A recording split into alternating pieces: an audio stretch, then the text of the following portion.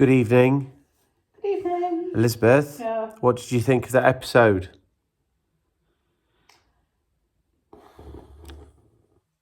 Not taken with it? No. Really? Sorry. Why? Oh, I hate it when I don't like an episode. That's all right. You're allowed to not like an episode. I'm just interested. I just didn't think it was particularly interesting, and I thought it was a bit cruel. I don't like to see the Doctor being cruel. So the Doctor was cruel. I would say so. Yeah. So we had at the end of that episode a very cross. I was going to say upset, but she was actually cross, wasn't she?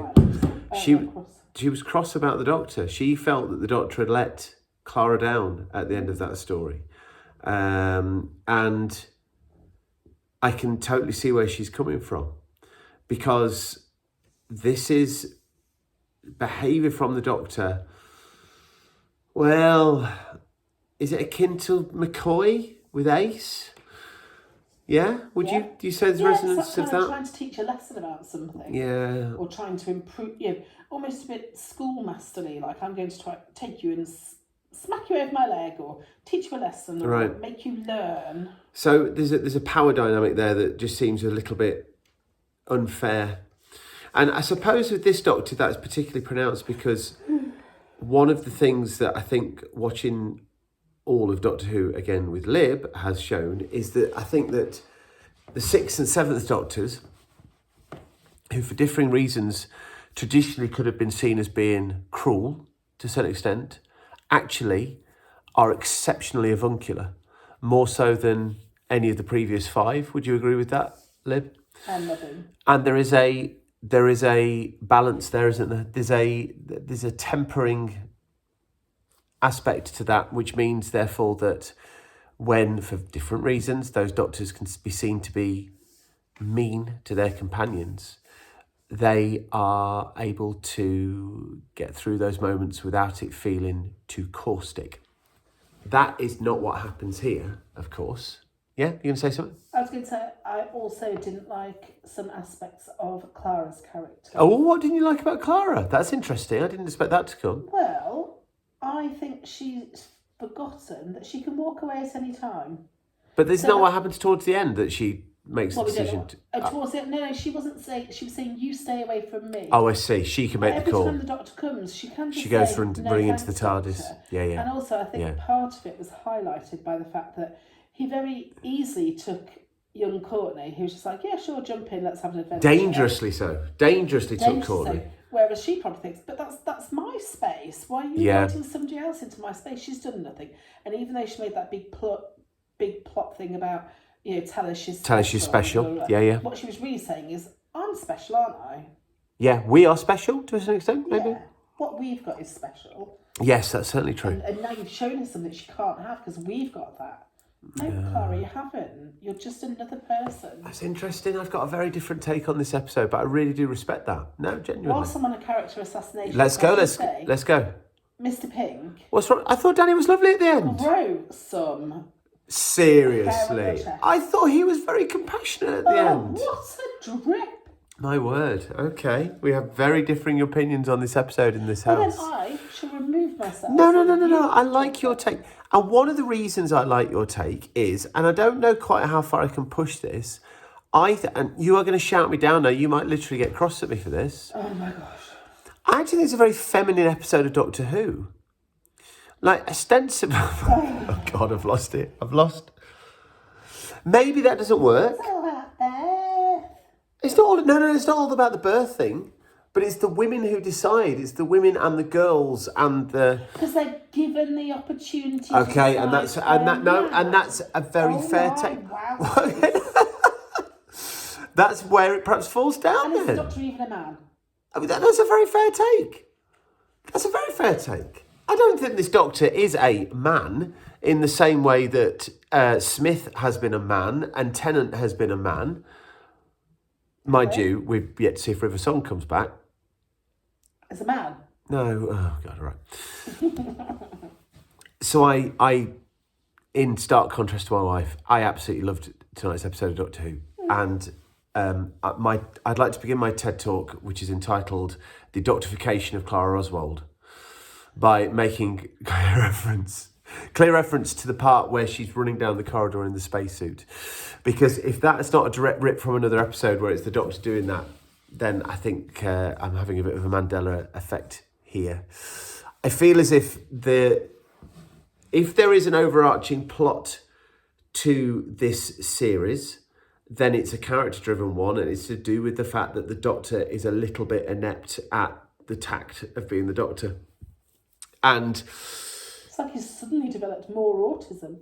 Well, different bit of autism. Well, we can discuss that as we go further forward, can't we? Because I think there's a case to be made for the next Doctor being open for that conversation, or many people think there is. But I'm not one to feel confident discussing that in such strict terms, nowhere near as far as you would be, Lib. But I certainly think that this Doctor, through the reasons that we've discussed, is seemingly incapable of bridging the gap between being this centuries-old alien and actually just like hanging with people.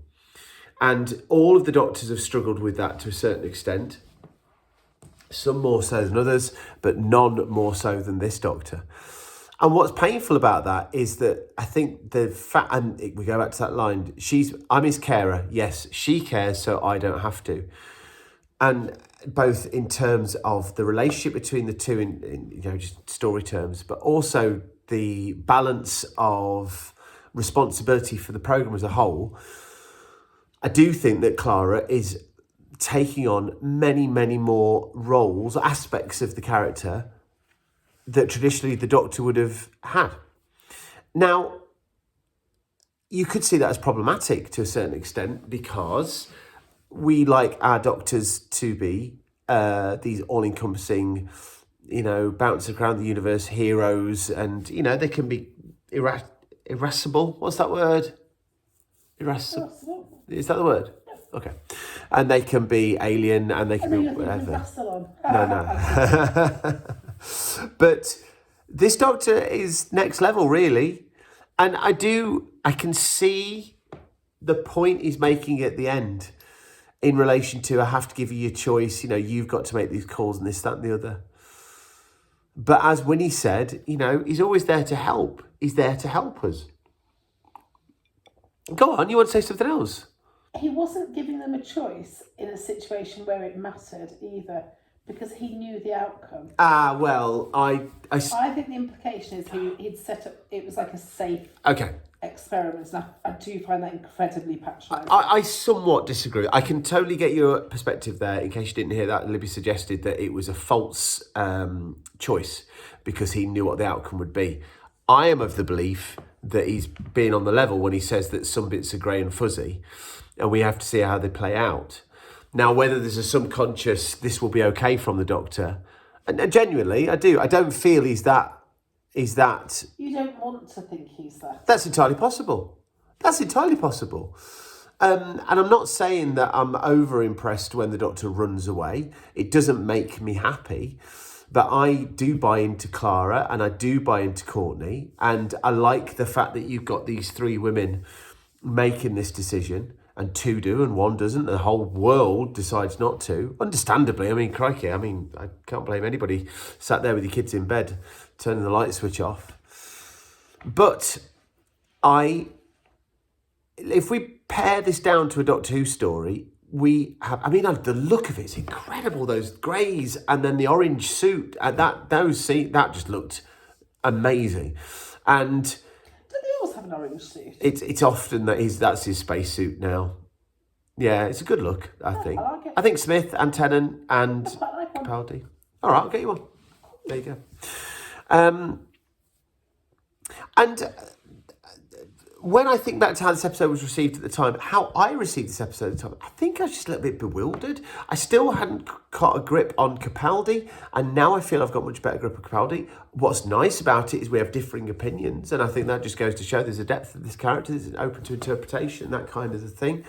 I don't like it when the Doctor and his companion fall out in the way that they fall out at the end of the episode, but I can completely buy into the fact that they have, because Clara's been put through a terrifically large amount of nonsense there, and that is just horrible to be part of. But if you boil this down to a sort of twisted base under siege type story, but just on a giant egg, Some of the tropes of this are traditionally Doctor Who, and it really works for me. I think the spiders make for very creepy baddies. We've got some fantastic set pieces. That bit when Courtney's floating in the air and the spiders come in, that's all fantastic stuff. And I do remember as well, people online, because this was the point in Doctor Who's recent history says 10 years ago, recent history being old, when I feel that the tide of the popular consensus, or maybe the fan consensus, just en masse just began to shift a little bit more than perhaps it had before.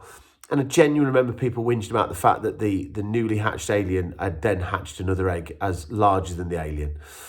And to those people, I have to say, do you watch this programme? I mean, there's so much nonsense that goes on. If that's the thing you've got hung up about, then seriously, you need to grow up a little bit. The moon is an egg. Yeah, the moon is an egg, and that's not the problem. Oh, dear. But anyway, so unlike Lib, and I completely appreciate where Lib's coming from here, because I think I have shared those opinions, but as something to add to the overall tenor of this story, this season, sorry, and as something to look at as a weirdly twisted, traditional-ish Doctor Who story in terms of setting and this, that and the other, but also that moral dilemma thing, do I have the right? We've done these things before, haven't we? I mean, this is not... But the companion takes the lead, then it causes problems. The Doctor at the end, I did genuinely feel, oh, you've cocked up here, and I liked that. Yeah, I was sold on this tonight. I didn't talk to Humphrey about it. What did you think Humphrey thought? Well, he didn't make any critique for it, which is unusual for Humphrey. This is true. He liked it. Yeah. Well, there we go. What can I say? So listen, for me at least, I'm just sold. I think the season is doing absolutely magnificent things. I can totally appreciate, though, that this tone of this Doctor and how the relationship with his companion is not traditional by any stretch of the imagination. And I think that's probably what knocked me sideways 10 years ago. But right here, right now, for whatever reason, whether it's through the communications I have with you, or 3.5 of you at home that watch this, or the fact that we're watching it as a family, or just having 10 years reflection on it, I absolutely loved that episode. And yeah, greatest episode. I don't remember him having seen that one. Really? This is a really grey period for me. But are you enjoying the fact of rediscovering it, though? Yeah, it's wonderful, isn't it? It's so nice to have this... And I am enjoying it. Oh, yeah. And he's so good. He's so good. Yeah, and he's so funny. When he said, Corny, why are you 35? I love that little trick of him just completely getting people's ages wrong. Absolutely brilliant. There we go. Good times. All right. Hope you're well. Bye-bye.